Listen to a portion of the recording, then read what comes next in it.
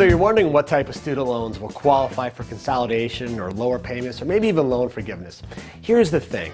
There's so many different types of student loans that you just have to step back and ask yourself two questions. Do I have private loans or do I have federal loans? And if you have federal loans, then immediately I can tell you that we'll be able to more than likely help you qualify for a program that gives you lower payments and maybe even loan forgiveness. Now, the private side of things, it's a little bit different, but don't worry about it.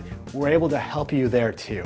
So step back and ask yourself, again, do you have private or federal? Some of the key indicators for federal loans are the words like subsidized, unsubsidized, FFEL, plus loans. Those are some great indicators of federal loans. Now, if you absolutely have no idea, don't worry. Our trained and professional counselors are able to very quickly go into the National Student Loan Database and identify what loans are tied to your name. So go ahead and give us a call right now and we'll see what we can do to help you out.